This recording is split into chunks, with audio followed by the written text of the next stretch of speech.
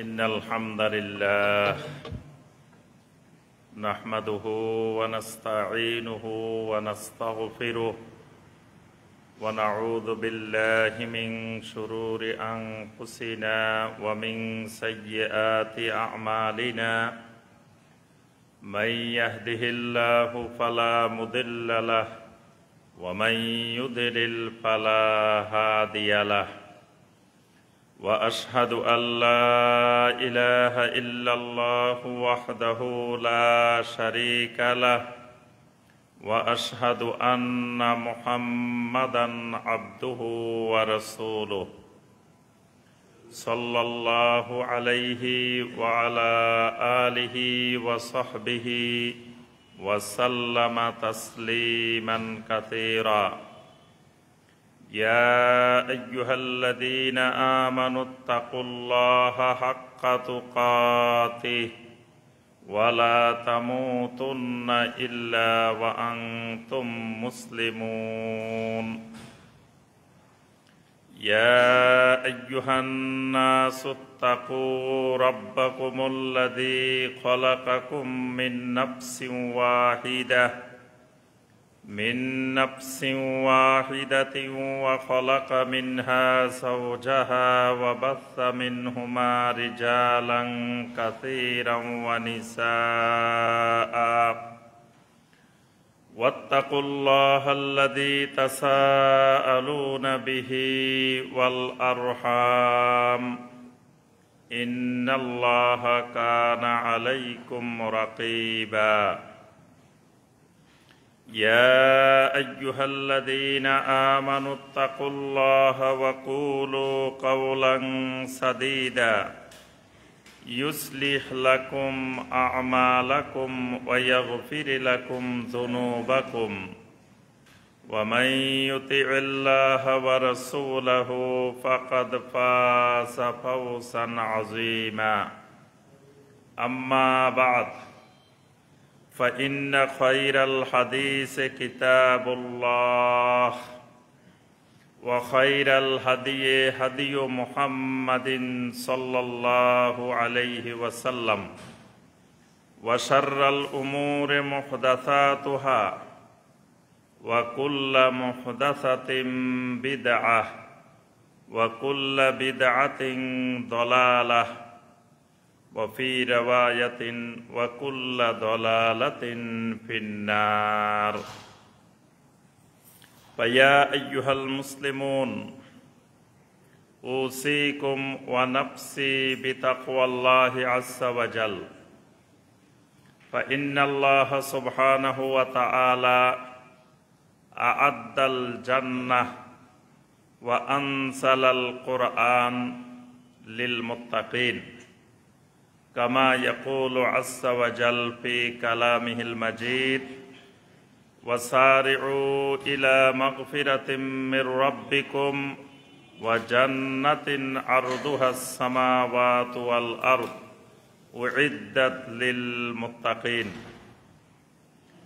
সম্মানিত মুসল্লিয়ানে কেরাম, আল্লাহ রাব্বুল আলামিনের দরবারে কোটি কোটি শুকরিয়া যে মহান রব্বুল আলামিন আমাদেরকে 1447 হিজরি সনের 13ই সফর তারিখে সলাতুল জুমুআ আদায় এবং খুতবাতুল জুমুআ শোনার উদ্দেশ্যে আল্লাহ রব্বুল আলামিনের পবিত্র ঘর মসজিদে উপস্থিত হওয়ার পরে আজকের জুমুআর খুতবা শোনার এবং পেশ করার যে মহান রব্বুল আলামিন তৌফিক দিয়েছেন, সর্বপ্রথম সে মহান রব্বুল আলামিনের শুকর আদায় করছি, আলহামদুলিল্লাহ।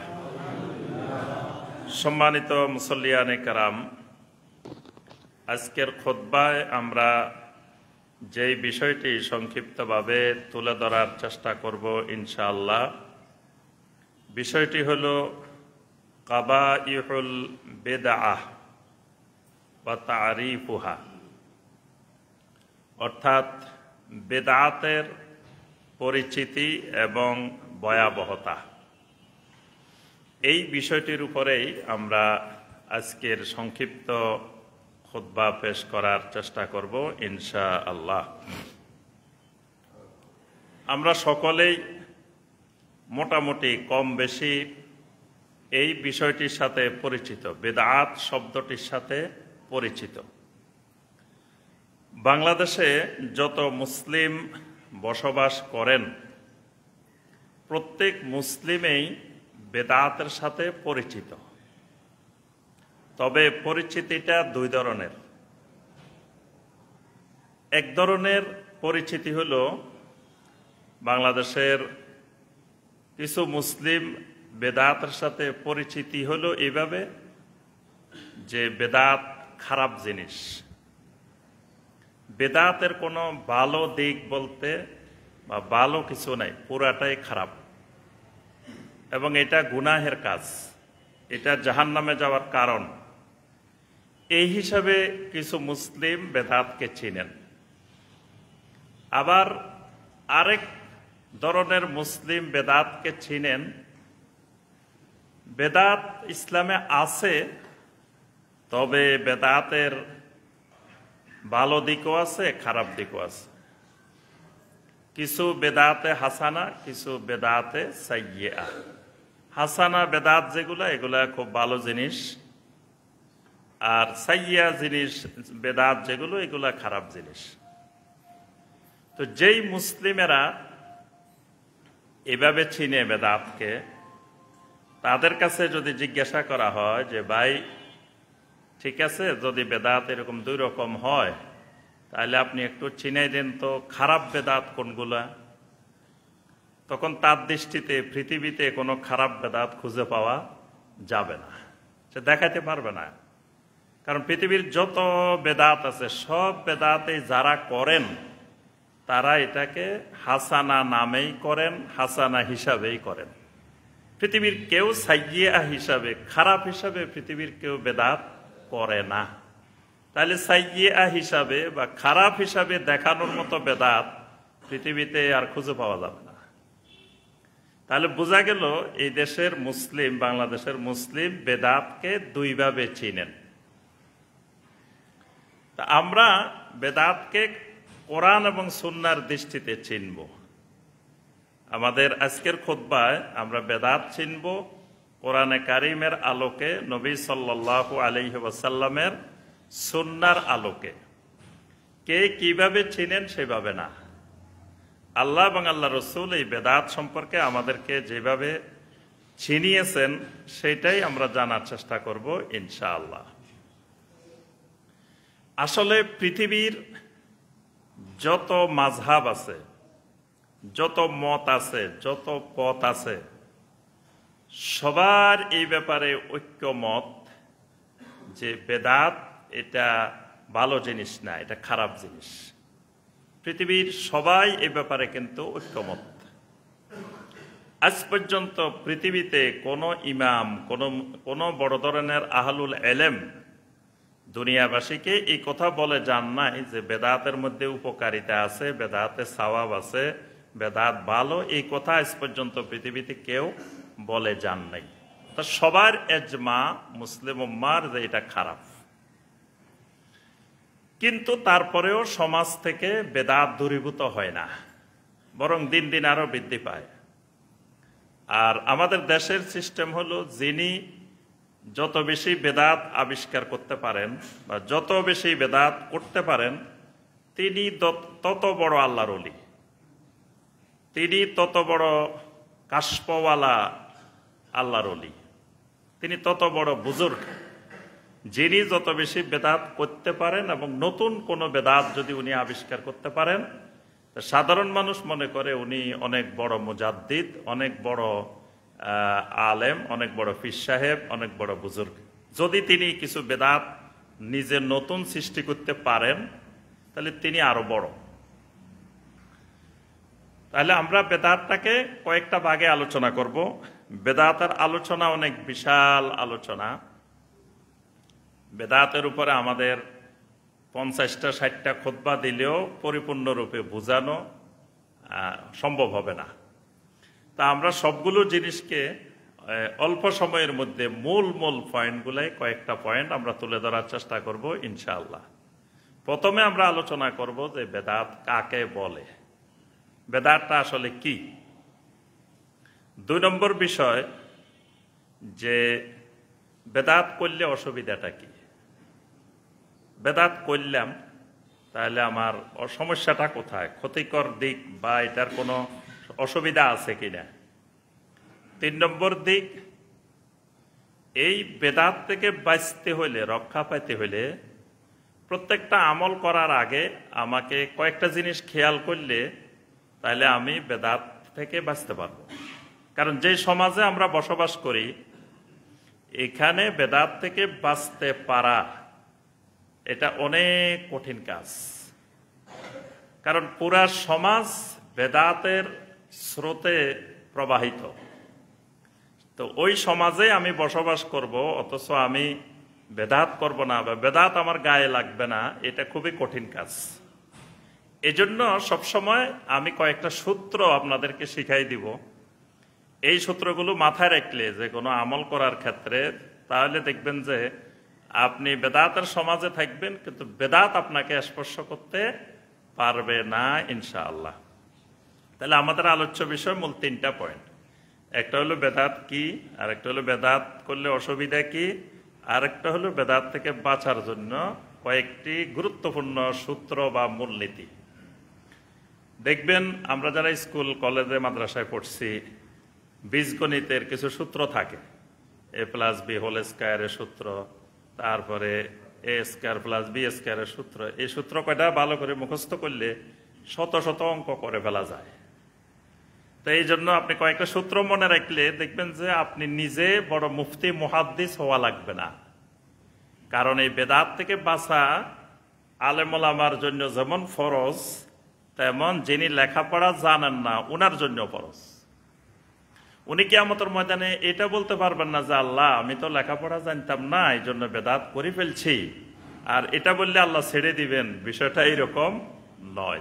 তাহলে তাকেও জানতে হবে, তাকেও বেদাত থেকে বাঁচতে হবে। তো এই জন্য এমন কিছু সূত্র জানা থাকলে আপনি কখনো ওই বেদাতের কবলে পড়ার সম্ভাবনা নাই। আপনি সূত্র দিয়ে বাইর করে ফেলতে পারবেন সমান সমান এটা বেদাত। তাহলে প্রথমে আসি বেদাত কাকে বলে, বেদাত কি। বেদাত বুঝতে হলে বেদাতের 2টা দিক বোঝা লাগবে। শুধু একটা দিক বুঝলে আপনি সঠিকভাবে বেদাতকে বুঝতে পারবেন না।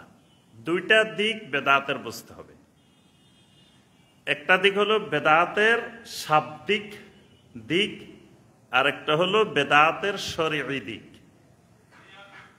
মানে একটা হলো বেদাত শব্দটা একটা আরবি ভাষা, আরবি শব্দ। তাহলে আরবি ভাষা হিসাবে, আরবি শব্দ হিসাবে এই বেদাত শব্দটাকে চিনতে হবে।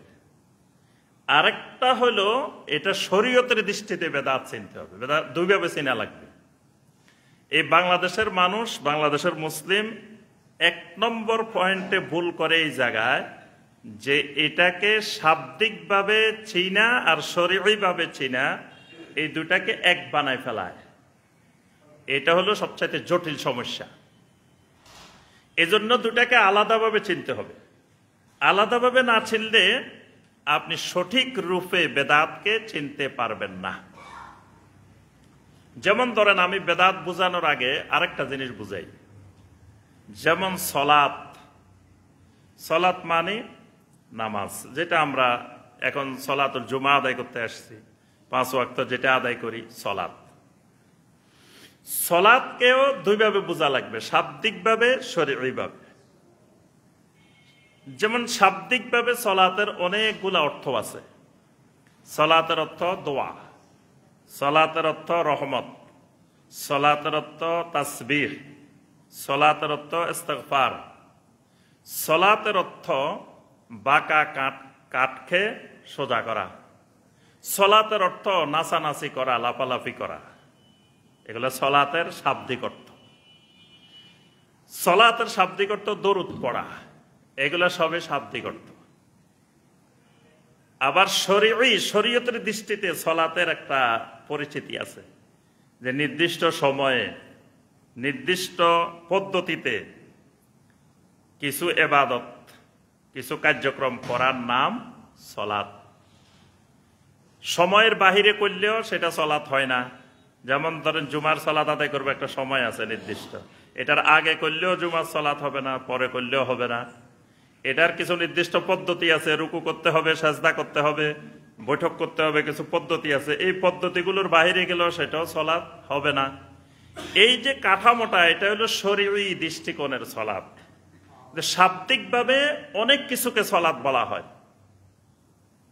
যেমন সূরা আল আহজাবের 56 নম্বর আয়াত, ইন্নাল্লাহা ওয়া মালাইকাতাহু ইউসাল্লুনা আলান নবী ইয়া আইয়ুহাল্লাযীনা আমানু সাল্লু আলাইহি ওয়া সাল্লিমু তাসলিমা।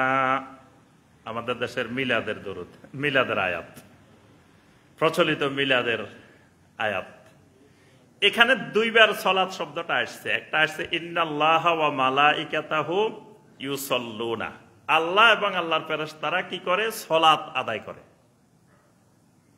তাহলে এবার কার প্রতি সলাত আদায় করে? নবীর প্রতি, নবীকে। তা এখন সলাত অর্থ যদি আমি বুঝি নির্দিষ্ট সময়ে নির্দিষ্ট পদ্ধতিতে, এটার নাম সলাত। তাহলে আল্লাহ এবং ফেরেশতারা কি রাসূলের জন্য এরকম সলাত পড়ে? আমরা যেভাবে নামাজ পড়ি এভাবে পড়ে? পড়ে না। তাহলে বোঝা গেল এটা সলাতের শরীরী দিক না, এখানে সলাতের শাব্দিক দিক বোঝানো হয়েছে। আল্লাহ নবীর প্রতি সলাত পড়েন মানে কি? নবীর প্রতি রহমত বর্ষণ করেন। ফেরেশতারা নবীর প্রতি সলাত পেশ করেন মানে কি? ফেরেশতারা নবীর জন্য ইস্তিগফার করেন আল্লাহর কাছে। এরপরে আবার আল্লাহ বলতেছেন, ইয়া আইয়ুহাল্লাযীনা আমানু সাল্লু আলাইহি, হে ঈমানদাররা আমার নবীর উপরে তোমরাও সালাত আদায় করো। তাহলে আমরা কি নবীর জন্য কিছু নামাজ পড়বো? আল্লাহ বলতেছে সাল্লু আলাইহি, সালাত আদায় করো। এখন এই জন্য আমাদের দেশের অনেকে মনে করে কি ফরজ নামাজ আল্লাহর জন্য, সুন্নত নামাজ নবীর জন্য। এটাও শিরক। কোন নামাজে নবীর জন্য নাই। সুন্নত নামাজও আল্লাহর জন্য, নফল নামাজও আল্লাহর জন্য, ফরজ নামাজও একমাত্র আল্লাহর জন্য।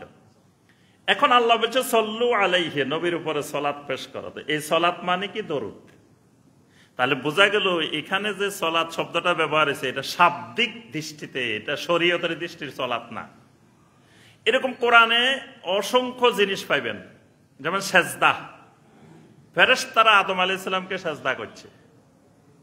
দেখবেন অনেক যারা কবরে সেজদা করে, পীরকে সেজদা করে, তারা কিন্তু ওইটাকে দলিল বানায় যে দেখো যে যদি সেজদা আল্লাহ ছাড়া কাউকে করা না যেত, তা আল্লাহ তো ফেরেশতাদেরকে বলছে উসজুদু লি আদম, আদমকে সেজদা করো। এখন ওই যে এই গন্ডগোল কোথায়? ওই সেজদার শাব্দিক আর শরীয়ী দুইটা বুঝে নাই। সে দুই সেজদারে একরকম মনে করছে। ওখানে যে সেজদা, এটা এই শরীয়ী সেজদা না, ওইটা হলো আনুগত্য প্রকাশ করা, সেজদার শাব্দিক দিক। ঠিক একইভাবে আমাদের বেদাতটাকেও বুঝতে হবে দুইভাবে। একটা বেদাতের শাব্দিক দিক আছে আর একটা শরীয়ী দিক আছে। শাব্দিক দিক মানে কি? শাব্দিক দিক হলো, বেদাতের শাব্দিক অর্থ হলো আশাইউল মুখতারাউ আলা গায়রে মিসালিন সাবিকিন, মানে পূর্বের কোন নমুনা ছাড়া নতুন ভাবে কোন জিনিস সৃষ্টি করা, নতুন ভাবে কোন জিনিস তৈরি করা, এটাকে শাব্দিকভাবে বেদাত বলে। এজন্য আল্লাহ রাব্বুল আলামিন তার পরিচয় দিতে গিয়ে আল্লাহ পাক বলছেন বাদিউস সামাওয়াতি ওয়াল আরদ, আল্লাহ হলেন বাদি, আল্লাহ আসমান জমিনের বেদাতকারী। তা এখন যে বেদাতের দুইটা অর্থ বুঝবে না, হে কবে যে মিয়া দেখো আল্লাহও তো বেদাত করে, তাহলে কি আল্লাহ খারাপ করে? তুমি কইতেছো বেদাত খারাপ, তাহলে আল্লাহও তো বেদাত করে। আল্লাহ নিজেই বলছেন বাদিউস সামাওয়াতি ওয়াল আরদ, আল্লাহ আসমান জমিনের বেদাতকারী। তো এখানে বেদাতকারী মানে কি? আসমান জমিনকে আল্লাহ রাব্বুল আলামিন পূর্বের কোন নমুনা ছাড়া, আগে এটার কোন নমুনা দেখি দেখি আল্লাহ বানাইছেন এরকম না, কোন নমুনা ছাড়া নতুন করে বানাইছেন। এই জন্য আল্লাহ হয়ে গেছেন আসমান জমিনের বাদী, মানে নতুন রূপে সৃষ্টিকারী। আল্লাহ পাক নবীকে পরিচয় করাই দিয়েছেন দুনিয়ার মানুষের সামনে কুল মা কুনতু বিদআম মিনার রাসূল, নবী আপনি দুনিয়াবাসীকে বলে দিন, মা কুনতু বিদআম মিনার রাসূল, আমি তো তোমাদের কাছে কোনো বেদাতি রাসূল না।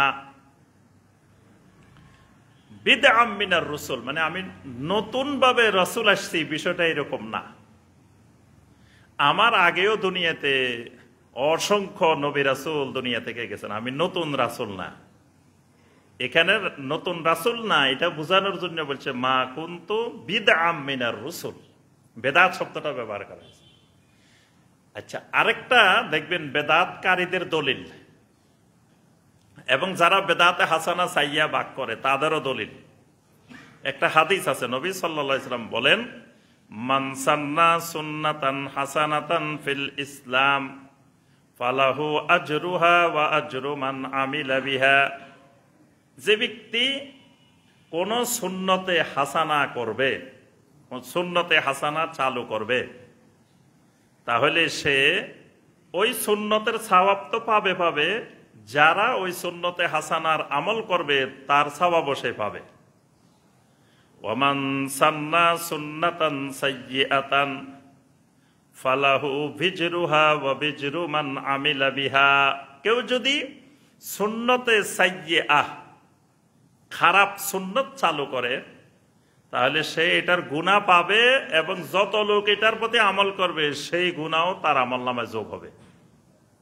এখানে দেখেন নবী সাল্লাল্লাহু আলাইহি ওয়াসাল্লাম দুটো শব্দ বলছেন, একটা সুন্নতে হাসানা, একটা সুন্নতে সাইয়্যাহ। দেখো এখানে যে সুন্নতে হাসানা সুন্নতে সাইয়্যাহ, তাহলে বেদাতে হাসানা বেদাতে সাইয়্যাহ, একটা ভালো জিনিস চালু করে আর একটা খারাপ জিনিস চালু করে। এখানে নবী সাল্লাল্লাহু আলাইহি সাল্লাম যেই সুন্নতে হাসানা যেই সুন্নতে সাইয়্যাহ বলেছেন, এটা শরীয়তের সুন্নত না। শরীয়তের যত সুন্নত, কোন সুন্নতের মধ্যে সাইয়্যাহ নাই, কোন সুন্নত খারাপ না, কোন সুন্নত খারাপ হইতে পারে না, সমস্ত সুন্নতেই হাসানা। এখানে যে সুন্নত, এটা হলো শাব্দিক দৃষ্টিতে সুন্নত, মানে এই সুন্নত মানে রীতি নীতি পদ্ধতি। সমাজে এই জায়গায় একটা আপনি ওয়াজ মাহফিল চালু করে দিলেন, ধরেন এই গ্রামে ওয়াজ হইতো না বা এই গ্রামে এরকম দিনই আলোচনা হইতো না, আপনি একটা সিস্টেম চালু করে দিচ্ছেন যে এখানে প্রতি বছর মাহফিল হয়, এখানে প্রতি বছর আলোচনা হয়, প্রতি সপ্তাহে এখানে আলোচনা হয়। এটাকে নবী সাল্লাল্লাহু আলাইহি ওয়াসাল্লাম বলছে সুন্নতে হাসানা, একটা সুন্দর সিস্টেম চালু করে দিচ্ছেন। সুন্নতে সাইয়্যাহ কি, এখানে আগে মানুষ এরকম গান বাজনার অনুষ্ঠান করতো না, আপনি সুন্দর করে একটা গান বাজনার অনুষ্ঠানের সিস্টেম করে দিলেন। প্রতি বছর এখানে বাউলরা আসে, তারপর শিল্পীরা আসে গান গায়, কিয়ামত পর্যন্ত যতদিন এটা চলতে থাকবে তার আমলনামায় এটার গুনাহ যোগ হতে থাকবে যে চালু করছে। তাহলে এটার নাম সুন্নতে সাইয়্যাহ। তো এই যে সুন্নতে হাসানা সাইয়্যাহ, এটা শাব্দিক দৃষ্টিতে, এটা শরীয়তের দৃষ্টিতে সুন্নত না। আচ্ছা, ওমর রাদিয়াল্লাহু তাআলা আনহু দেখলেন মসজিদের মধ্যে তারাবি হইতেছে, জামাতে তারাবি পড়তেছে। ওমর রাদিয়াল্লাহু তাআলা আনহু এসে বললেন, নি'মাতিল বিদআতু হাযিহি, এটা কতই না সুন্দর বেদাত। এটাও বেদাতকারীদের দলিল যে দেখো ওমর বলছে নি'মাতিল বিদআতু হাযিহি, তাহলে তো কি সুন্দর বেদাত, তাহলে বেদাত সুন্দর বেদাতও আছে। হ্যাঁ, ওমর রাদিয়াল্লাহু তাআলা আনহু যে জিনিসটাকে এখানে বেদাত বলছেন, এটা কিন্তু নতুন কোন জিনিসকে তিনি বেদাত বলেননি। এই তারাবির জামাতটা নবী সাল্লাল্লাহু আলাইহি ওয়াসাল্লাম নিজেই কায়েম করে গেছেন। নবী সাল্লাল্লাহু আলাইহি ওয়াসাল্লাম 3 দিন জামাতে সালাতুত তারাবি আদায় করেছেন। তাহলে এটা ওমর চালু করে নাই, এটা চালু করছে রাসূলুল্লাহ সাল্লাল্লাহু আলাইহি ওয়াসাল্লাম। ওমর চালু করলে না এটা বেদাত হইতো, রাসূল চালু করলে তো এটা বেদাত হওয়ার সম্ভাবনা নাই। আবার নবী সাল্লাল্লাহু আলাইহি ওয়াসাল্লাম নিজে তারাবি পড়ছেন, ওমর নিজে তারাবিও চালু করেন নাই, জামাতও নিজে চালু করেন নাই। তাহলে উনি এটাকে বেদাত বললেন কেন? বেদাত বলছেন নবী সাল্লাল্লাহু আলাইহি ওয়াসাল্লাম এই তারাবি ফরজ হয়ে যাওয়ার আশঙ্কায় জামাত বন্ধ করে দিয়েছেন। রাসূল ওফাতের পরে আর ফরজ হওয়ার সম্ভাবনা নাই, এজন্য আবার ওমর রাদিয়াল্লাহু তাআলা এটাকে আবার চালু করছেন। এটা শাব্দিক দৃষ্টিভঙ্গিতে উনি এটাকে বেদাত বলছেন, এটা শরীয়তের দৃষ্টিতে বেদাত না। তাহলে আমাদের বুঝে আসলো যে একটা শাব্দিক দৃষ্টিতে বেদাত, শাব্দিক দৃষ্টিতে যে কোনো নতুন জিনিসই বেদাত হইতে পারে যেটা আগের নমুনা ছাড়া নতুন আবিষ্কার হয়। এবার আসেন শরীয়তের দৃষ্টিতে বেদাত কোনগুলো। শাব্দিক দৃষ্টিকোণের বেদাত এটা যতক্ষণ পর্যন্ত না শরিয়ার বেদাতের সাথে সাংঘর্ষিক না হবে এতক্ষণ এটা হালাল, এটা বৈধ, এটাতে কোনো অসুবিধা নেই। অসুবিধা কোনটা? যেটা শরীয়তের দৃষ্টিতে বেদাত, এটা করলে অসুবিধা। তো শরীয়তের দৃষ্টিতে কোনটা বেদাত?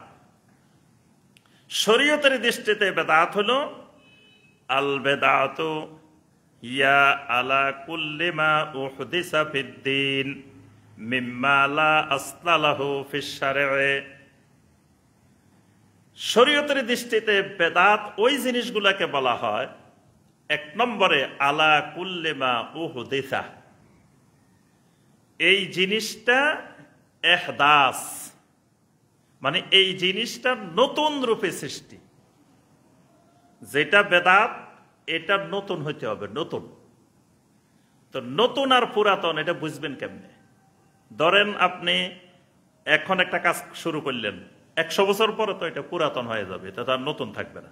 তখন আপনি বলতে পারেন যে না, এটা তো পুরাতন। নতুন আর পুরাতনের সংজ্ঞা হইল, নবী সাল্লাল্লাহু আলাইহি ওয়াসাল্লাম একদিন একটা খুতবা দিলেন, দীর্ঘ একটা খুতবা দিলেন। খুতবার পরে এক সাহাবী উঠে বললেন, ইয়া রাসূলুল্লাহ সাল্লাল্লাহু আলাইহি ওয়াসাল্লাম, কাআন্নাহা মাউইযাতুম মুআদ্দিহ, মনে হলো আমাদের কাছে আপনার এই খুতবা বিদায়ী খুতবা, মনে হয় আপনি খুতবা দিবেন না। জারাফাত মিনহাল উয়ুন ওয়া ওয়াজিলাত মিনহাল কুলুব, আপনি এমন খুতবা দিলেন আমাদের সবার চোখের দিয়ে জর্জর করে পানি পড়েছে, আমাদের অন্তরগুলো একেবারে বিগলিত হয়ে গেছে, মনে হয় এটা আপনার জীবনের শেষ খুতবা। ফাআউসিনা ইয়া রাসূলুল্লাহ সাল্লাল্লাহু আলাইহি ওয়াসাল্লাম, আমাদেরকে একটু খুতবা, আরো একটু ওসিয়ত করেন, আরো একটু ওসিয়ত দিয়ে যান। তখন নবী সাল্লাল্লাহু আলাইহি ওয়াসাল্লাম অনেকগুলো ওসিয়ত করলেন। ওসিয়তের মধ্যে বললেন, ফাআলাইকুম বিসুন্নতি ওয়া সুন্নাতিল খুলাফাইর রাশিদিন আল মাহদিয়্যিন, আমি নবী যাওয়ার পরে তোমরা দেখবা ইসলামের মধ্যে, দ্বীনের মধ্যে অসংখ্য বেদাত আবিষ্কার হবে। ফাইন্নাহু মাইয়াইশ মিনকুম বাদি ফাসায়ারা ইখতিলাফান কাসীরা, আমার পরে দেখবা অনেক বেদাত সমাজে। এই ইখতিলাফ মানে বেদাত, খালি বেদাত আর বেদাত, বেদাত আর বেদাত দেখবে তোমরা। তখন তোমাদের করণীয় কি? ফাআলাইকুম বিসুন্নতি, তোমরা আমার সুন্নতকে কামড়াই শক্ত করে ধরে রাখবা। ওয়া সুন্নাতিল খুলাফাইর রাশিদিন আল মাহদিয়্যিন, এবং আমার হেদায়েতপ্রাপ্ত খুলাফায়ে রাশিদিনের সুন্নত। এই দুটাকে আদ্দু আলাইহা বিন নাওয়াজিস, সামনের দাঁত দিয়ে না, মাড়ির দাঁত। সামনের দাঁত দিয়ে ধরলে চতুর্পাশে বেদাত এত শক্তিশালী থাকবে, তুমি সুন্নতকে সামনের দাঁত দিয়ে কামড়ায় ধরে রেখছো, তোমার থেকে টান মারি সুন্নত নিয়ে যাবে, তোমার দাঁত ভেঙে সুন্নত চলে যাবে।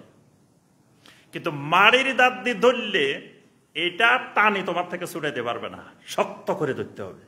এইসব, এই জন্য নবী সাল্লাল্লাহু আলাইহি ওয়াসাল্লাম বলছেন আদ্দু আলাইহা বিন নাওয়াজিস। নাওয়াজিস মানে মাড়ির দাঁত। আমরা বলছিলাম নতুন আর পুরাতন, এই ইবাদতটা নতুন না পুরাতন বুঝবেন কেমনে? এটা সংজ্ঞা হইল নতুন পুরাতন। নবী সাল্লাল্লাহু আলাইহি ওয়াসাল্লামের নবুয়ত ছিল 13 বছর। নবী সাল্লাল্লাহু আলাইহি ওয়াসাল্লামের নবুয়ত মক্কায় 13 বছর, মদিনায় 10 বছর, 23 বছর। খোলাফায়ে রাশিদিন ছিলেন 30 বছর।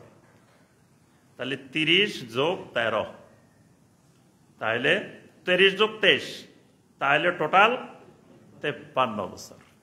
এই 53 বছরে যেই ইবাদত, যেই আকীদা, যেই আমল, যেই সিস্টেমে ছিল, যেই পরিমাণ ছিল, এই পরিমাণ, এই সিস্টেমটা হইল পুরাতন।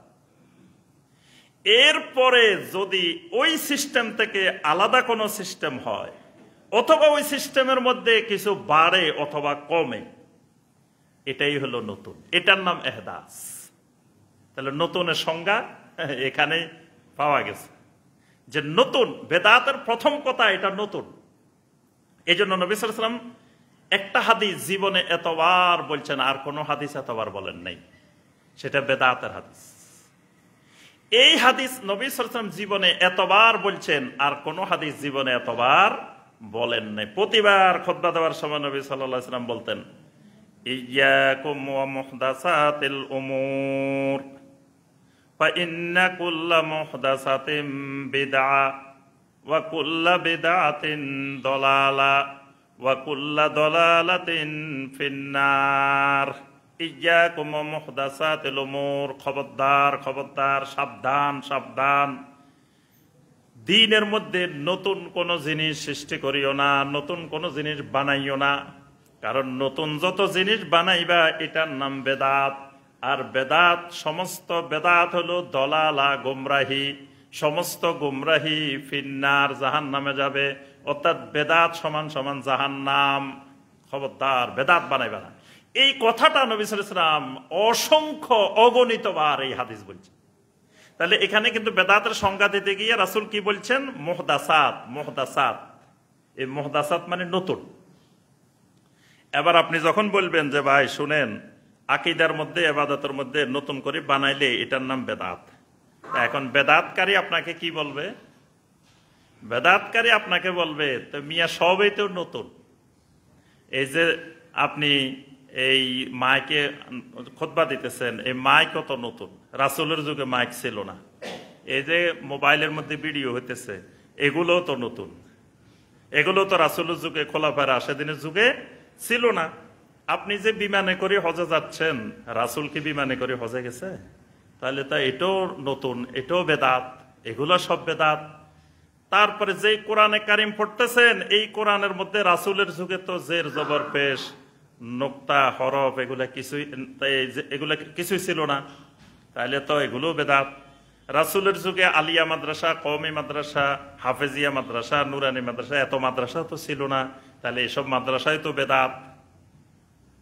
এভাবে এবার উনি খুঁজবে যে সবে বেদাত। তার অর্থ হলো যে মিয়া বেদাত কিছুই না, সবই তো নতুন। তাহলে আর সমস্যা কোথায়? হ্যাঁ, এই জন্য বেদাতের সংজ্ঞার মধ্যে প্রথম কথা ইহদাস, নতুন। দ্বিতীয় কথা, নতুন হলেই বেদাত হবে না। ফিদ্দিন, নতুন জিনিসটা হওয়া লাগবে দ্বীনের ভিতরে, দ্বীনের জন্য না। নতুন জিনিস দ্বীনের জন্য নতুন হইলে কোনো অসুবিধা নাই। দ্বীনের জন্য হাজার হাজার নতুন জিনিস বানানো যাবে, গ্রহণ করা যাবে, কোনো অসুবিধা নেই। মাদ্রাসা বানানো হয়েছে দ্বীনের জন্য, দ্বীন শিক্ষার জন্য। মাদ্রাসা দ্বীন না, এগুলা সব দ্বীনের জন্য। বিমানে করে হজে যাই, হজ পালন করার জন্য, হজ না ওইটা। বিমানে করে গেলেও হজ হবে, বাসে গেলেও হজ হবে, হাটে গেলেও হজ হবে, লঞ্চে গেলেও হজ হইব, জাহাজে গেলেও হজ হবে। তাহলে কোনটা চাইতেছি? এটা হজ না। হজ হইল আরাফার ময়দানে নির্দিষ্ট টাইমে উপস্থিত হইতে পারছে কিনা, তাওয়াফটা ঠিক মতো করতে পারছে কিনা, সাফা মারওয়া সাই ঠিক মতো করতে পারছে কিনা, পরিমাণ মতো করতে পারছে কিনা, ওইটার নাম হজ, ওইটা ইবাদত, ওইটাই দিন। কিন্তু কিসে গেছি এটা দিন না। তাহলে বেদাত হবে ফিদ্দিন, দ্বীনের ভিতরে নতুন সংযোজন, এটার নাম বেদাত। দ্বীনের ভিতরে বলতে ফিল আকায়েদে ওয়াল ইবাদাত, আকীদার ক্ষেত্রে এবং ইবাদতের ক্ষেত্রে। ওই নবী সাল্লাল্লাহু আলাইহি ওয়াসাল্লাম, খোলাফায়ে রাশেদিন, সাহাবায়ে কেরাম যেই আকীদা পোষণ করছেন, ওই আকীদার মধ্যে নতুন কিছু বানাইলে এটার নাম বেদাত। যেমন নবী সাল্লাল্লাহু আলাইহি ওয়াসাল্লাম, সাহাবায়ে কেরাম বিশ্বাস করতেন আল্লাহু ফিস সামা ওয়া ইলমুহু ফি কুল্লি মাকান, আল্লাহ আকাশে আর আল্লাহর এলেম জমিনে সর্বত্র বিরাজমান। এই জায়গায় যদি আমি বলি না আল্লাহ নিজেই সর্বত্র বিরাজমান, এটার নাম বেদাত, এটা আকীদার বেদাত। নবী সাল্লাল্লাহু আলাইহি ওয়াসাল্লামকে আল্লাহ পাক বারবার পরিচয় করায় দিয়েছেন, কুল ইন্নামা আনা বাশারুম মিসলুকুম, রাসূল আপনি ঘোষণা দেন আমি বাশার। বাশার মানে মানুষ। একজন আসি কয় না না না, খবরদার, রাসূল মানুষ হইতে পারে না, রাসূল হইল নূরের তৈরি নূর। এটা হইল আকীদার বেদাত। এগুলাকে বলা হয় আকীদার বেদাত। এই আকীদায়, এই বিশ্বাস নবী সাল্লাল্লাহু আলাইহি ওয়াসাল্লামের সময় ছিল না, খোলাফায়ে রাশেদিনের সময় ছিল না, পরে সংযোজন হয়েছে। 800 বছর 900 বছর পরে শিয়ারা এগুলো সংযোজন করছে। আমলের ক্ষেত্রে সংযোজন, ইবাদতের ক্ষেত্রে সংযোজন অথবা বিয়োজন, হয় যোগ করা অথবা মাইনাস করা, বিয়োগ করা। এটা যে কোনো আমলের ক্ষেত্রে। নবী সাল্লাল্লাহু আলাইহি ওয়াসাল্লামের সালাত শুরু হইতো বিত্তাকবীর, তাকবীরে তাহরিমার মাধ্যমে সালাত শুরু হইতো, শেষ হইতো কিভাবে? বিত্তাসলিম, সালাম ফিরানোর মাধ্যমে। আমি এসে কইলাম না না না, তাকবীরের মাধ্যমে চলা শুরু হবে না, তার আগে আরো কাজ আছে। আপনার জায়নামাজ যেটা নিয়ে আসছেন এটা নাপাক, আগে জায়নামাজ পাক করা লাগবে। বাংলাদেশে সব জায়নামাজ নাপাক থাকে যতক্ষণ পর্যন্ত না ইন্নী ওয়াজ্জাতু ওয়াজহিয়া লিল্লাযী এই দোয়া না পড়ে। আচ্ছা, আমি বললাম না না না, নামাজ শুরু করা যাবে না, নামাজের আগে সবাই নিয়ত পড়ি নেন, নাওয়াইতু আন উসাল্লিয়া লিল্লাহি তাআলা আরবা রাকাতায় অমুক অমুক।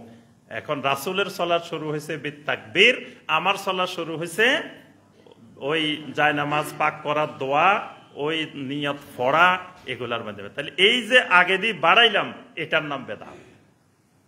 সালাম ফিরানোর পরে সালাত শেষ, আমি বললাম না সালাত শেষ হয় নাই, সবাই বসেন, এখন আমাদের বড় হুজুর আখেরি মুনাজাত পরিচালনা করবেন। এটার নাম বেদাত। রাসূলের চেয়ে বড় হুজুর আল্লাহর জমিনে আসেও নাই, কিয়ামত পর্যন্ত আসবেও না। কিন্তু নবী সাল্লাল্লাহু আলাইহি সাল্লাম জীবনে একবারও সবাইকে নিয়ে সালাম ফিরানোর পরে লম্বা একটা মুনাজাত রাসূলের নেতৃত্বে ধরেন নাই। এমনকি আরাফার ময়দানে দোয়া কবুলের সেরা জায়গা, দোয়া কবুলের নিশ্চিত জায়গা, সেখানেও নবী সাল্লাল্লাহু আলাইহি সাল্লাম সবাইকে নিয়ে সম্মিলিতভাবে একটা মুনাজাত, আখেরি মুনাজাত পরিচালনা করেন নাই। এটার নাম বেদাত। আচ্ছা, এবার হলো কয়টা কথা বলছি। একটা হলো ইহদাস, নতুন। 2 নম্বর নতুনটা কিসের মধ্যে? ফিদ্দিন, দ্বীনের ভিতরে, দ্বীনের জন্য না। দ্বীনের জন্য হলে এটার সাথে কোনো বেদাতের সম্পর্ক নেই, এটা কোনো অসুবিধা নেই, দ্বীনের জন্য। আচ্ছা, এবার আসেন, আপনি যখন কোথাও যাই কইলেন ভাই এটা বেদাত, আপনারা যে কাজটা করতেছেন এটা বেদাত, এবার আপনাকে কি বলবে? এই মিয়া, মসজিদে ফেতনা সৃষ্টি করতে আসো। মানে হে যে বেদাত করতেছে ওইটা ফেতনা না, আপনি যে কইলেন কেন বেদাত, এটা ফেতনা। একজন রাস্তা দিয়ে ল্যাংটা হাঁটতেছে, কাপড় চোপড় নাই, এটা তো অসুবিধা না। আপনি বেড়া, তোর কাপড় চোপড় কই? খবরদার, ফেতনা সৃষ্টি করিয়েন না। মানে ল্যাংটা হাঁটলে ফেতনা হচ্ছে না, ফেতনা হয়েছে আপনি বললেন কেন যে মিয়াই আপনি এইভাবে হাঁটতেছেন কেন, এটা ফেতনা। এখন দেখবেন আমাদের সমাজে বেদাতকারী যারা, তারা দিব্যি আরামে সমাজে তাদের একটা কায়েমি স্বার্থ কায়েম করে ফেলছে, এবং বেদাতের মাধ্যমে মোটামুটি রুজি রোজগারের একটা শক্ত অবস্থানও সমাজে ঠিক করা হয়ে গেছে। আমি একবার আমাদের এলাকায় জিজ্ঞাসা করলাম এক মসজিদে, ইমাম সাহেবের বেতন দেন কত? কয় 3000 টাকা। তা আমি বললাম 3000 টাকা ইমাম সাহেবের চলে কেমনে? কয় রে আপনি তো জানান না, 3000 টাকা বেতনে না, আরো ওনার অতিরিক্ত আছে না। তো অতিরিক্ত কি? কয় যে মিলাদ পড়ান এখানে আছে, খতম পড়ান এখানে আছে, তারপরে এটা করেন এখানে আছে, মানুষ মারা গেলে এখানে আছে, কবর জিয়ারতের এখানে আছে, এই যে এগুলা মানে বেদাতের মাধ্যমে তার রুজি রোজগারের ইনকামের সিস্টেম চালু করে। ওই খতিব সাহেবও সন্তুষ্ট চিত্তে আছেন, মুসল্লিরও খুব সন্তুষ্ট চিত্তে বসে আছেন। এখন ওই জায়গায় যদি আপনি হানা দেন, তাহলে 1 নম্বরে ইমাম সাহেবের রুজি রোজগারে আঘাত আসলো। একদিন আমি আমার এলাকায় গেছি এক মাহফিলে, যাওয়ার পরে আমাকে বলতেছে, ডক্টর ইমাম সাহেব, সব ইমাম সাহেবেরা এসে, ইমাম সাহেব মুয়াজ্জিন সাহেব, আপনি তো একটা সরকারি চাকরি করেন, একটা ইউনিভার্সিটির শিক্ষকতা করেন, ভালো বেতন পান, সুযোগ সুবিধা মান, চলেন, আমরা কোন রকম গ্রামে এগুলা করি খাই, আমাদের একটু রিজিকে আঘাত দিয়েন না। আপনি বয়ান করেন, যে কোনো বিষয়ে ওয়াজ করেন, অসুবিধা নাই, তবে একটু বেদাতের কথাবার্তা এগুলা বলিয়েন না। এগুলা বললে আমাদের রিজিকে সমস্যা হবে, আমরা এই অল্প স্বল্প কোন রকম এগুলা দিয়ে চলি, আমাদের পরিবার চলে, আপনি যদি কন এগুলা সমস্যা হয়ে যায়। কিছুদিন আগে গেছি এক মসজিদের মুয়াজ্জিন, ওই মসজিদের পাশে বিশাল এক কবরস্থান আছে। তা আমাকে উনি আমার মানে প্রতিবেশী, চাচাতো ভাই হয়, তা আমাকে নাম ধরি বলে, আমার অনেক বড় বয়সে। তা আমাকে বলতেছে, ইমাম হোসেন শোনো, তোমার কারণে আমার কিন্তু কত বড় লস জানো।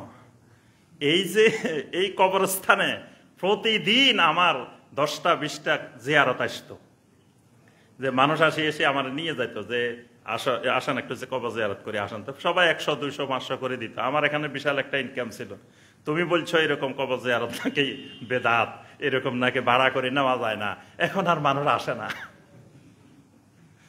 তাহলে এই বেদাতটা একটা কায়েমি স্বার্থ কায়েম করে সমাজে বসে আছে। আপনি যখন যাই বলে দিলেন এটা বেদাত, তার অর্থ হলো আপনি প্রথম তার রিজিকে হানা দিচ্ছেন, তার স্বার্থে আঘাত করছেন। আবার এখানে কমিটিরও স্বার্থ আছে। কমিটি 3000 টাকা বেতন দিয়ে রাখছে, বাকিটা তো বেদাতের উপরে ছেড়ে দিছে।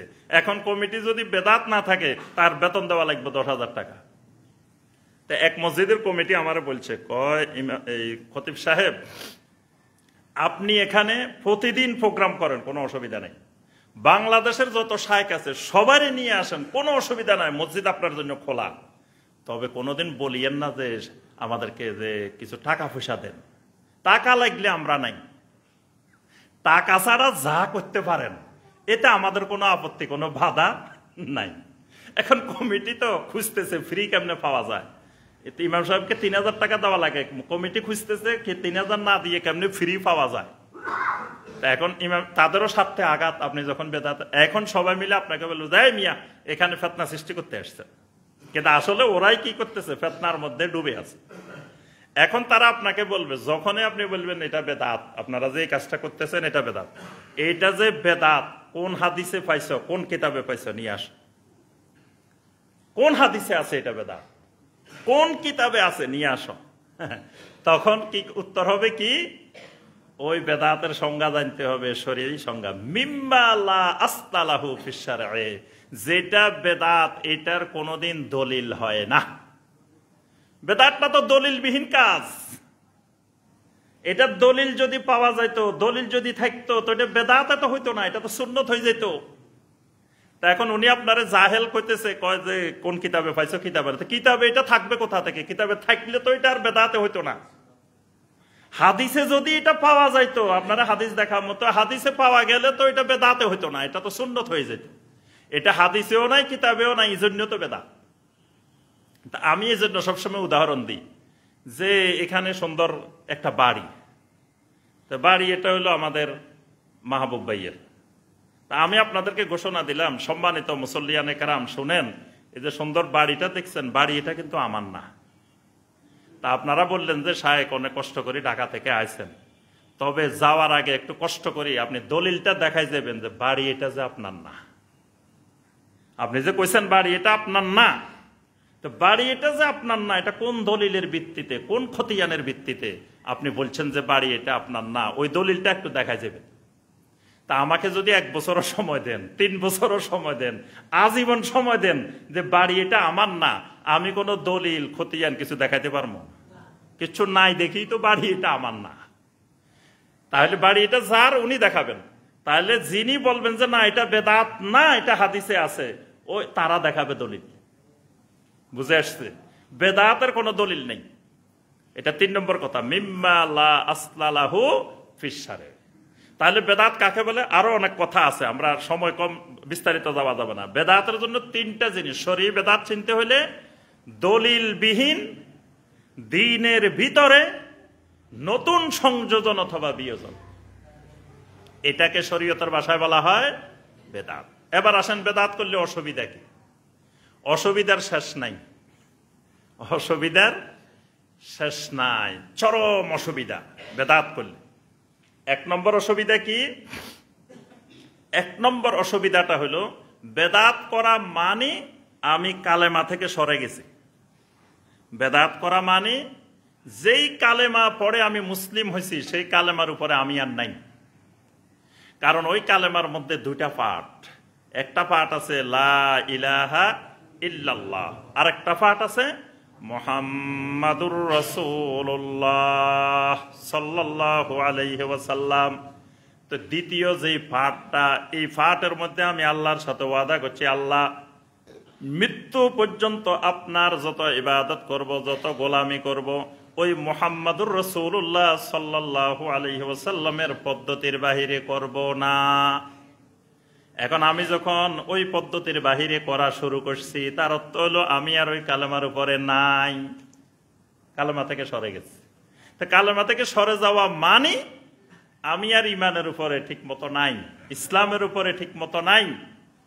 তাহলে এর থেকে বড় সমস্যা আর কি?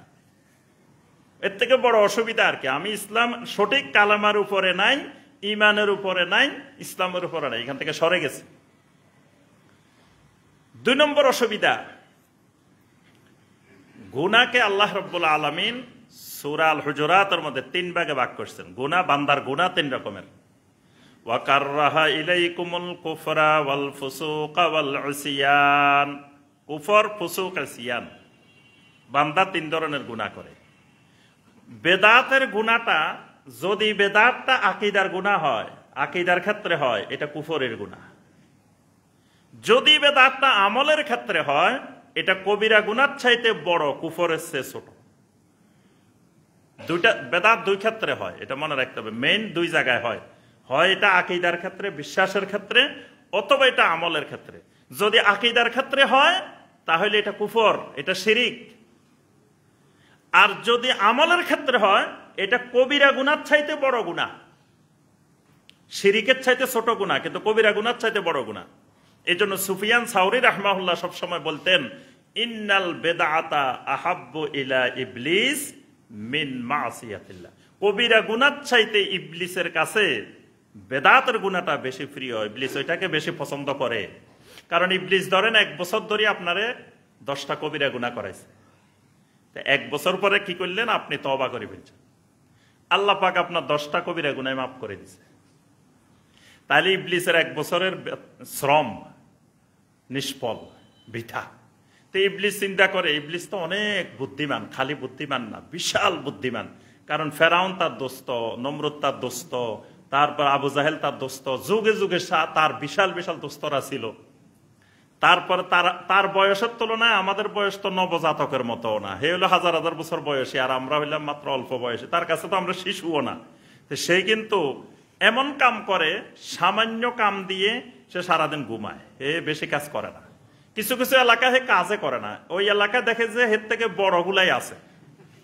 তো সে মনে করে আমার আর এই এলাকায় শ্রম দেওয়ার দরকার নাই, কারণ আমার থেকে বড় ইবলিস এই এলাকায় মানুষ আছে, জিন আছে, তো এখানে আর আমার অযথা সময় দেওয়ার দরকার নেই।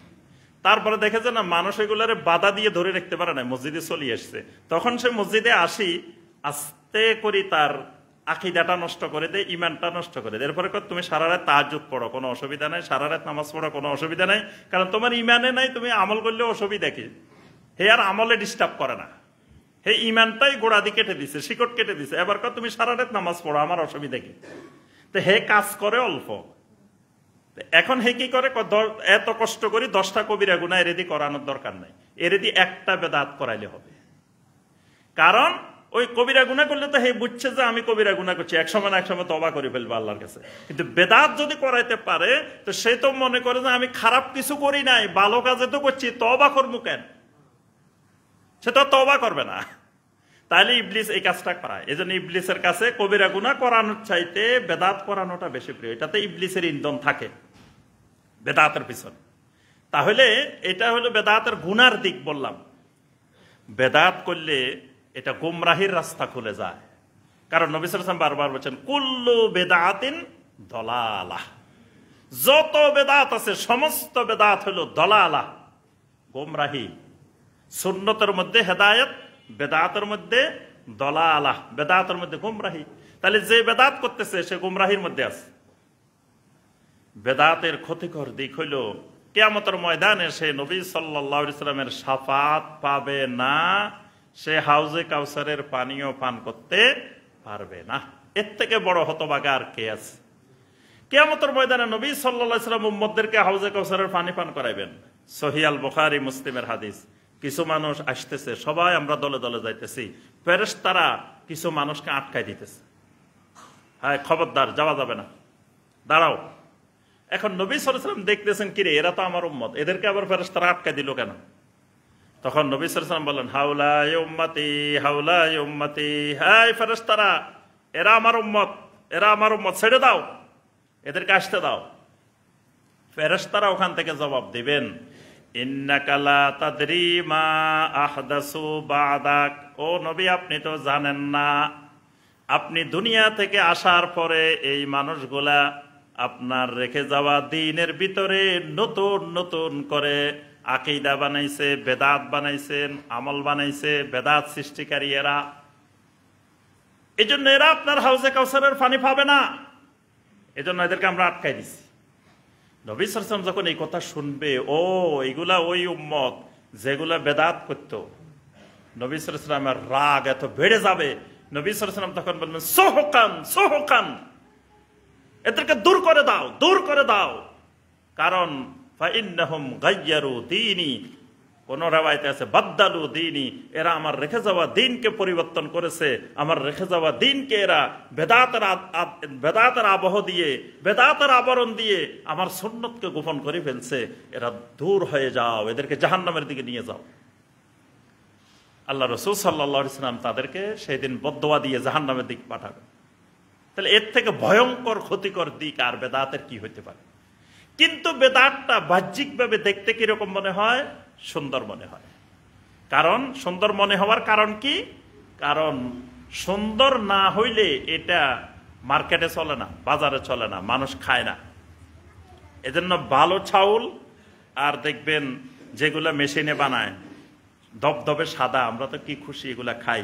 এখন ডাক্তাররা বলতেছে না এগুলা না খাই, ওই আগের জমানায় খাইতে যে মুরব্বীরা সেগুলাই খান। কারণ এগুলা চাউল না, এগুলা হইলে কৃত্রিম চাউল, কিন্তু ওগুলা অরিজিনাল চাউল। তাহলে অরিজিনাল গুলোর চাইতে এগুলা কিন্তু দেখতে অনেক সুন্দর, দামও কিন্তু অনেক বেশি। নাজির শাইল, তারপরে আরো বিভিন্ন ধরনের চাউল, তারপরে আপনার এগুলা দেখতে দবদবে সাদা, ভাতও সুন্দর, তাহলে মার্কেটে কিন্তু এগুলো চলতেছে। তারপরে অরিজিনাল টাকার চাইতে যেগুলো জাল টাকা দেখবেন যেগুলো আরো সুন্দর। তারপরে জমিনে ধান লাগাইছেন, যেই ধান লাগাইছেন ওই ধানের মধ্যে যদি দেখেন যে আগাছা একটা দুটা উঠছে, এইগুলা দেখবেন যে সবার উপরে উঠে গেছে। এগুলা যে শক্তিশালী, কারণ আগাছা সবসময় এরকম শক্তিশালী। তাই বেদাত যেগুলো, এগুলো বাহ্যিকভাবে দেখতে সুন্নতের চাইতে সুন্দর মনে হয়। এই সুন্দর দেখা যাওয়ার কারণে মানুষ এই বেদাত করে। আর সমাজের মানুষকে শিরিক বুঝানো, কুফরি বুঝানো, এগুলা যত না কঠিন, তার চাইতে অনেক গুণ বেশি কঠিন বেদাত বুঝানো। কারণ মানুষ মনে করে কিরিমিয়া, এই যে নাচি নাচি মানুষ এগুলো জিকির করতেছে, ফেসবুকে জিকির দেখছেন না? নাচি নাচি জিকির, কত রকমের জিকির আছে। 2024 সালের সেরা জিকির, 2024 সালের ময়দান কাঁপানো জিকির, রাতের গভীরে ময়দান কাঁপিয়ে দিলেন অমুকের আপনার জিকির। বিভিন্ন রং বেরঙ্গের গান, বিভিন্ন রং বেরঙ্গের নাচ, বিভিন্ন রং বেরঙ্গের সাথে আপনার এই জিকির। মানুষ মনে করে মিয়া এগুলা খারাপ কি করছে? আল্লাহর জিকির এরা করছে, আল্লাহর জিকির করছে, তো খারাপ কি? এটা যে খারাপ, এটা করি যে জাহান্নামে যেতে হবে, এটা বোঝানোর চেয়ে কঠিন জিনিস আর বাংলাদেশে নাই। কারণ আপনি মানুষগুলোকে কেমনে বুঝাইবেন? মানুষগুলা বলবে যে এগুলো তো এটা খারাপের কি, আল্লাহর জিকির না করছে। কিন্তু জিকির তো করছে, জিকিরটা যে রাসূলের তরিকায় হয় নাই, জিকিরটা যে সাহাবায়ে কেরামের তরিকায় হয় নাই, এই কারণে জাহান্নামে যাওয়া লাগবে, এইটা মানুষকে বোঝানো সবচাইতে কঠিন। মিলাদ পড়ছে, এখন মিলাদের মধ্যে তো জিনিসগুলা বাহ্যিকভাবে দেখতে ভালো ভালো জিনিস, রাসূলের শানে কয়েকটা দরুদ পড়ছে, কয়েকটা গান বলছে, কয়েকটা কবিতা বলছে, খারাপ কি করছে মিয়া এখানে? এত সবে ভালো কাজ করছে দেখ। আপনি যদি বলেন যে না এটা বেদাত, তো এটা বেদাত হবে কেন? এটাতে খারাপের কি? কিন্তু এটা যে রাসূলের তরিকায় হয় নাই, সাহাবায়ে কেরামের তরিকায় হয় নাই, এটার কারণে জাহান্নামে যাওয়া লাগবে, এইটা বোঝানো বাংলার জমিনে সবচাইতে কঠিন কাজ। ফরজ নামাজের পরে আধা ঘন্টা হুজুরে কান্নাকাটি করে খতিব সাহেবে দোয়া করছে, মুসল্লিরা কি খুশি, বাইরে এমন এক খতিব আসছে একবারে চোখের পানি ফালাই দিচ্ছে। এখন আপনি যদি আশিগঞ্জের ফরজ নামাজের পরে এইভাবে যে হুজুরে আধা ঘন্টা ধরে মুনাজাত করছে, এটা বেদাত, এটার কারণে জাহান্নামে যাওয়া লাগবে, মানুষকে এটাতে খারাপের কি করছে?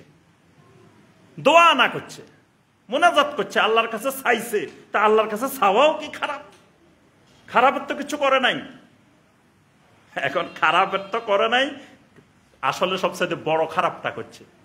কারণ নবী সাল্লাল্লাহু আলাইহি সাল্লাম জীবনে এতবার নামাজ পড়াইলেন, নামাজের পরে সালাম ফিরানোর পরে একবারও কান্নাকাটি করি একটা দোয়া করেন নাই। এক জায়গায় আমি গেছি, এরকম নামাজ পড়াইছি, তা নামাজের পরে এরকম সম্মিলিত মুনাজাত করি নাই। তো পরে লোকজন বাইর হয় আর কয় আপনার ভাত খাইলাম পানি খাইলাম না। মানে এতক্ষণ যা শুনছি মনে হয়েছে খুব ভালো ভালো জিনিস, ভাত খাইছে, কিন্তু ভাত খাই পানি খাওয়া হইলো না। পানি খাওয়া হইলো না মানে ওই যে একটা আখেরি মুনাজাত হয় নাই, একটা কান্নাকাটি করে মুনাজাত হয় নাই। যেই খতিব এরকম একটা মুনাজাত বড় করে ধরতে পারে, চোখের পানি পালাইতে পারে, এটা তার বড় যোগ্যতা, কয় যে এটাই খুব ভালো ইমাম।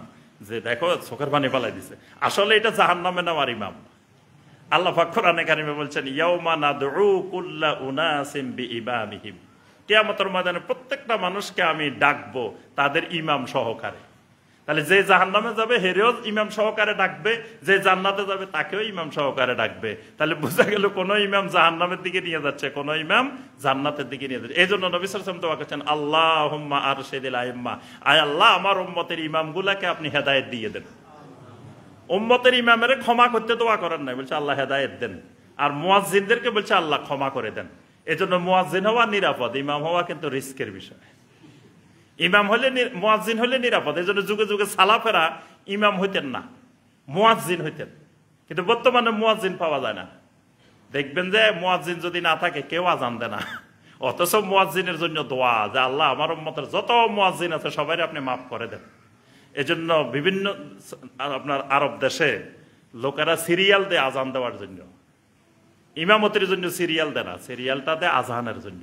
কারণ আজানটা দিলে ওই দোয়ার মধ্যে পড়ে যাবে মুয়াজ্জিনকে আল্লাহ মাফ করে দেন, রাসূলের দোয়া। কিন্তু ইমাম সাহেবের মাফ করেন, এই দোয়া রাসূল করেন নাই, কারণ ইমাম সাহেব উল্টাপাল্টাও করতে পারে। এই জন্য আল্লাহ বলছেন আল্লাহুম্মা আরশিদিল আইম্মা। তাহলে আমরা মোটামুটি বেদাত বুঝছি, বেদাতের উপকারিতা আরো অনেক উপকারিতা আছে, সময় কম। সর্বশেষ অল্প কয়টা সূত্র শিখাই, আমার খুতবা শেষ হবে ইনশাআল্লাহ। যে কোনো আমল করার আগে আপনার 6টা জিনিস মাথায় রাখবেন। এই 6টা জিনিস থাকলে আপনাকে আর সমাজের কোনো বেদাত গ্রাস করতে পারবে না। নবী সাল্লাল্লাহু আলাইহি ওয়াসাল্লামকে আল্লাহ পাক কিছু কাজ দিবেন, রাসূল হিসাবে কিছু দায়িত্ব দিবেন। সূরা আল মুদ্দাসসির দায়িত্ব দিয়ে আল্লাহ বলছেন ইয়া আইয়ুহাল মুদ্দাসসির কুম ফাআনজির ওয়া রাব্বাকা ফাকাব্বির ওয়া সিয়াবাকা ফাতাহহির ওয়া সিয়াবাকা ফাতাহহির। রাসূল আপনার কাপড়টা পবিত্র রাখবেন। তো তার অর্থ কি রাসূল কি নাপাক কাপড় পরতেন? তা আল্লাহ বলতেছেন আপনি কাপড়টা একটু পবিত্র রাখবেন। এখানে কাপড় পবিত্র রাখবেন মানে এটা আরবি ভাষার বালাগাত, অলংকারপূর্ণ কথা, যে আপনি যে সমাজে দাওয়াত দিবেন এই সমাজের শিরিকের মধ্যে ডুবে আছে মানুষ। এগুলা তো ধরেন রাস্তা, এটার মধ্যে ময়লা পানি ভর্তি আছে, এখন কিন্তু আপনি কিন্তু এই রাস্তা দিয়ে যাওয়া লাগবে। তাহলে আপনি এই রাস্তা দিয়ে যাওয়ার সময় খেয়াল করতে হবে যে আপনার কাপড়ে যেন ময়লা না লাগে। ধরেন এখানে পানি, ময়লা পানি, এখন একটা গাড়ি আসতেছে, আমাকে সতর্ক থাকতে হবে। আমি এখন মসজিদে যাইতেছি, যদি গাড়ি জোরে আসে কাপড়টা নষ্ট করে দেয় তাহলে বরবাদ। তাহলে আমাকে সতর্ক থাকতে হবে আগে থেকে। আল্লাহ পাক নবীকে সতর্ক করছেন যে আপনি যে সমাজে তাওহীদের দাওয়াত দিবেন এটা তো শিরিকের সমাজ, আপনি থাকা রাখবে এই সমাজে, কিন্তু আপনার শরীরে যেন শিরিকের কোনো কিছু না লাগে। তাহলে আপনি থাকবেন বেদাতের সমাজে, আপনার চারিদিকে বেদাত আর বেদাত, কিন্তু আপনারে বেদাত স্পর্শ করবে না। একটা মাছ আছে কাদার মধ্যে থাকে, কিন্তু কাদা তার গায়ে লাগে না। আপনি বেদাতের সমাজে থাকবেন কিন্তু বেদাত আপনার গায়ে লাগবে না। তা না লাগার জন্য কি করতে হবে? এই 6টা জিনিস সবসময় খেয়াল রাখতে হবে। 1 নম্বর জিনিস আসবাব, কারণ। কারণটা মনে, 1 নম্বর পয়েন্ট মনে রাখতে হবে কারণ। কারণটা কি? আপনি যে কোনো কিছু করবেন, করার আগে একটা প্রশ্ন করবেন, এটা কি কারণে করতেছি। প্রত্যেক ইবাদতের আগে এই প্রশ্নটা করবেন, আমি এইটা এখানে 2 রাকাত কি কারণে পড়লাম, এখানে 4 রাকাত কি কারণে পড়লাম, এটা কি কারণে করলাম বা কি কারণে করব, কারণটা খুঁজবেন। যদি এটার কারণ নবী সাল্লাল্লাহু আলাইহি ওয়াসাল্লামের সাথে মিলে যায় এটা সুন্নাত, যদি কারণ রাসূলের সাথে না মিলে এটা বেদাত। যেমন আমি একটা উদাহরণ দিই, ধরেন এই মসজিদে ঢুকে বসার আগে 2 রাকাত নামাজ পড়ছেন, আমি খুতবা দিতেছি, একজন আসে 2 রাকাত নামাজ পড়ছেন বসার আগে। জিজ্ঞেস করলাম ভাই কি নামাজ পড়ছেন? বললেন যে তাহিয়াতুল মসজিদ। কি কারণে পড়ছেন? কারণ জিজ্ঞেস করলাম কি কারণে পড়ছেন? বলে যে মসজিদে ঢুকছি, মসজিদে ঢুকার কারণে। তা রাসূলও মসজিদে ঢুকার কারণে 2 রাকাত নামাজ পড়তেন এবং পড়ার নির্দেশ দিছেন, তাহলে এটা হয়ে গেছে কি সুন্নাত। এখন ধরেন অনেক দিন বৃষ্টি হয় না, আজকে হঠাৎ করে এত বৃষ্টি, আমি আসে কি করলাম 2 রাকাত নামাজ পড়লাম সলাতুল মাতার। আপনারা জিজ্ঞেস করলেন যে শাইখ এটা কি নামাজ পড়লেন? আমি বললাম যে এটা সলাতুল মাতার। তো সবাই কয় সলাতুল মাতার আবার কি? আমি বললাম যে এই যে অনেক দিন ধরে বৃষ্টি হয় না, এই কারণে আজকে বৃষ্টি হয়েছে, বৃষ্টির খুশিতে, বৃষ্টির আনন্দে এই কারণে 2 রাকাত নামাজ পড়ছি। আমার এই 2 রাকাত বেদাত। কেন? বৃষ্টির কারণে, বৃষ্টি হওয়ার কারণে নবী সাল্লাল্লাহু আলাইহি ওয়াসাল্লাম জীবনে কোনোদিন 2 রাকাত নামাজ পড়েন নাই। বৃষ্টি হচ্ছে না, বৃষ্টির জন্য পড়ছেন, কিন্তু বৃষ্টি হয়েছে তারপরে আসি রাসূল 2 রাকাত নামাজ পড়ছেন, এটার কিন্তু প্রমাণ নাই। তাহলে আমার এই 2 রাকাত হয়ে গেছে বেদাত। কারণ কি? এই 2 রাকাত নামাজের সাথে রাসূলের সাথে কারণে কারণে মেলে। একজন একটা ছাগল জবাই করছে, ধরেন আজকে ছাগল জবাই করে আপনারা শুক্রবারে দাওয়াত দিচ্ছে। দাওয়াত দেওয়ার পর আপনি জিজ্ঞেস করেন, ভাই কি কারণে দাওয়াত দিচ্ছেন? ভাই আমার একটা ছেলে হয়েছে, এই জন্য আকিকা করছি, এই কারণে দাওয়াত দিচ্ছে। তাহলে এই যে জবাই করছে, খাওয়াইছে, এটা কি হয়ে গেছে? সুন্নত হয়ে গেছে। কারণ রাসূলও এরকম 7 দিনের দিন জবাই করছেন, করতে বলছেন। আরেকদিন গেলেন, একবার গরু 10-12টা জবাই করছে, পুরা গ্রামের মানুষ দাওয়াত দিচ্ছে, খাওয়াইতেছে। কি কারণে ভাই? আমার আব্বা মারা গেছে, এই কারণে। এখন যে খাবার খাওয়াইতেছে, যেই কারণে খাওয়াইতেছে, রাসূলেরও আব্বা মারা গেছে, রাসূলেরও আম্মা মারা গেছে, রাসূলের স্ত্রীরা মারা গেছে, রাসূলের ছেলেরা মারা গেছেন, রাসূলের মেয়েরা মারা গেছেন, রাসূলের চাচা মারা গেছেন, কত আত্মীয় স্বজন মারা গেছেন। জীবনে একজনের জন্য একটা ছাগলও জবাই করেন নাই, গরুও জবাই করেন নাই, এরকম খানার আয়োজন করেন নাই। তাইলে আমার এই খানাটা হয়ে গেছে কি? বেদাত। কারণ এটার সূত্রটা হলো কি? কারণ। কারণ মনে রাখতে হবে, সবসময় খেয়াল করতে হবে যে আমি যে আমলটা করতেছি কি কারণে করতেছি, আর এই কারণে রাসূল করছেন কিনা। করলে সুন্নাত, না করলে বেদাত। 2 নম্বর যে জিনিসটা মনে রাখতে হবে সেটা হলো আপনার জিন্স। জিন্স মানে ধরন, যে এই জিনিসটার ধরনের সাথে রাসূল যে জিনিসটা করতেন এই ধরনে ধরনে মিল আছে কিনা। ধরনটা কিরকম? যেমন ধরেন আমরা মহিষ দিয়ে কোরবানি করি, আপনাদের এদিকে করে কিনা জানি না, আমাদের ওই অঞ্চলে কিন্তু এই বৃহত্তর নোয়াখালী, চট্টগ্রাম ওইদিকে ব্যাপক আকারে মহিষ দিয়ে কোরবানি করা হয়। তো মহিষ দিয়ে কোরবানি করা এটা জায়েজ, এটা করা যাবে। কেন করা যাবে? মহিষের কথা তো কোরআনেও নাই, হাদিসেও নেই। তো তাহলে মহিষ দিয়ে করা কেমনে জায়েজ হলো, কেন যাবে? এটার কারণ হলো মহিষ আসলে আলাদা কোনো প্রাণী না, এটা নউম মিনাল বাকার, এটা গরুরই একটা ধরন, এটা মূলত গরু। গরুর আর একটা ধরন হলো মহিষ। তো আরব দেশে মহিষ হয় না, মরুভূমিতে মহিষ হয় না। মহিষ হইতে হইলে পানি লাগে, নদী লাগে, নদী ছাড়া মহিষ হয় না। তো তাহলে আরব দেশে মহিষ পাওয়া যাবে কোথাও? তো আরব দেশে ছিল না, এই কারণে হাদিসে আসে নাই। মহিষ শব্দটা, জামর শব্দটা কোথাও আসে নাই। কিন্তু এটা গরুর ধরন, ওই ধরনে মিলে গেছে, এই জন্য এটা জায়েজ, এটাতে কোরবানি করলেও হবে। কিন্তু আরেকটা ধরনে মিলে নাই। যেমন ধরেন ঘোড়া, ঘোড়া দিয়ে যদি কোরবানি করি হবে না। খাসি মুরগি দিয়ে কোরবানি করি হবে না। এইরকম যদি আপনার টার্কি মুরগি দিয়ে, বড় একটা মুরগি দিয়ে কোরবানি করছেন, তাও কাজ হবে না। কারণ কি? ওই ধরনে ধরনে কোরবানির জন্য 4টা প্রাণী আল্লাহ নির্দিষ্ট করে দিয়েছেন, ওই ধরনে মিলে নাই। এটা হলো ধরন, জিন্স। 3 নম্বর হলো আপনার কদর, পরিমাণ। যেই পরিমাণে ইবাদত করতেছি পরিমাণে পরিমাণে রাসূলের সাথে মিলছে কিনা। যেমন জুমার নামাজ পড়বো কয় রাকাত? 2 রাকাত। জোহরের নামাজ পড়ি প্রতিদিন, আজকে তো 8 রাকাত পড়ার দরকার, কারণ অন্যদিন ব্যস্ততা থাকে, অফিস খোলা থাকে, কাজ থেকে আজকে ফ্রি, আজকে ইবাদতের দিন, তাহলে অন্যদিন 4 রাকাত ফরজ পড়লে আজকে পড়ার কথা 8 রাকাত। আচ্ছা, আমি বললাম যে ভাই শুনেন, আমি অনেক কষ্ট করে আসছি ঢাকা থেকে, অনেক দূর দূরান্ত থেকে আসছি, সবসময় আমারে পাইবেন না, তো প্রতিদিন জুমার নামাজ 2 রাকাত পড়েন, অসুবিধা নাই, আজকে আমরা 4 রাকাত পড়ি আর 2 রাকাত বেশি পড়ি। খারাপ কোনো কাজ তো করবো না, নামাজ পড়বো, সলাত আদায় করবো, খারাপের কিচ্ছু নাই। যত নামাজ বেশি পড়বেন তত ফজিলত, তত সওয়াব। তাহলে কি আপনারা আমার সাথে 4 রাকাত পড়বেন? না। কেন? ওই আল্লাহ রাসূল সাল্লাল্লাহু আলাইহি ওয়াসাল্লাম এখানে 2 রাকাত পড়ছেন, এই পরিমাণের চেয়ে আর বাড়ানো কমানোর ক্ষমতা কিয়ামত পর্যন্ত কারো নাই। এটার নাম হলো কদর। এটা যদি রাসূলের সাথে মিলে সুন্নাত, রাসূলের বাইরে গেলে, যদি পরিমাণের বাইরে যায় বেদাত। 4 নম্বর কাইফিয়াত, মানে পদ্ধতি। যেই ইবাদতটা করতেছেন, এটা যেই পদ্ধতিতে করতেছেন, এই পদ্ধতিটা মিল আছে কিনা, পদ্ধতিটা রাসূলের পদ্ধতির সাথে মিল আছে কিনা। যেমন ধরেন এখন আমরা নামাজের আগে খুতবা দিতেছি, এরপরে সলাত, আগে খুতবা পরে সলাত। ঈদের সময় কিন্তু উল্টা, ঈদের সলাতে আগে সলাত পরে খুতবা। এখন আমি আসি বললাম যে ঈদের সলাতের পরে দেখা যায় মুসল্লিরা চলে যায়। আমাদের দেশে ঈদগাহে যখন 2 রাকাত নামাজ হয়, মুসল্লি অর্ধেকের বেশি চলে যায়, বাকি খুতবাই শুনে না। তা এখন ইমাম সাহেব প্রস্তাব দিল, জুমার নামাজে আমরা যেরকম আগে খুতবাটা দিয়ে দিই, পরে নামাজ পড়ি, তো ঈদেরও আমরা আগে খুতবা দিয়ে দিই, পরে নামাজ পড়ি। তো যখনই এটা উলট পালট হয়ে যাবে, পদ্ধতিটা রাসূলের পদ্ধতির সাথে মিলবে না, তখন এটা হয়ে যাবে বেদাত। এই জন্য নবী সাল্লাল্লাহু আলাইহি সাল্লাম যেটা আগে করছেন সেটা আগে করতে হবে, যেটা পরে করছেন সেটা পরে। এটা সুন্নত আর বেদাতের 4 নম্বর মূলনীতি। 5 নম্বর মূলনীতি মাকান। মাকান মানে জায়গা। যেই জায়গায় যেই ইবাদত, জায়গার যদি রাসূল জায়গা ঠিক করে দেন, জায়গার বাইরে করলে কাজ হবে না।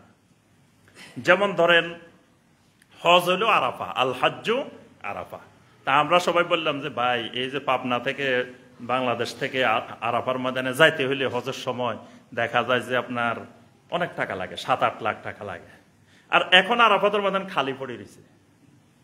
অথবা আমরা এত টাকা দিয়ে যাইতে পারবো না, ওখানে বাংলাদেশে কত ময়দান আছে, টঙ্গীর ময়দান আছে, ধরেন আরো বিভিন্ন ময়দান আছে, তো চলেন ওই ময়দানে যাই বসে থাকি, এখানে আমাদের হজটা সারাই ফেলি, গরিবের হজ। তাহলে এই যে গরিবের হজ মনে করি যদি যাই বসে থাকেন, এটা বেদাত। কারণ কি, হজের জন্য জায়গা একটাই নির্দিষ্ট করা, আল হাজ্জু আরাফা।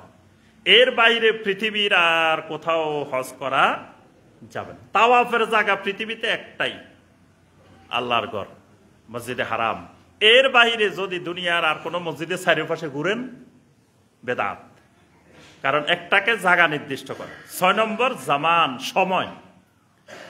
এবাদতের জন্য সময় নির্দিষ্ট করা আছে, যেই এবাদতের সময় যেই সময় ওই সময়। যেমন ধরেন এখন আরাফাতের ময়দান খালি পড়ে আছে, বর্তমানে কেউ নাই। আর আমরা যে হজে গেছি তখন আরাফাতের ময়দানে এক বাথরুমের সামনে ধরেন 15 জন 20 জনের সিরিয়া, কি কষ্ট। এখন যাই একজনে 20টা বাথরুম দখল করে বসে থাকেন, কোনো অসুবিধা নাই। আমরা বাঙালি মনে করলাম যে ভাই ওই সময় যাই এত কষ্ট করার দরকার কি, চলেন এখন যাই আমরা 40 দিন আরাফাতের ময়দানে বসে থাকি, কোনো সমস্যাও নাই, একবারে সব খালি পড়ে আছে।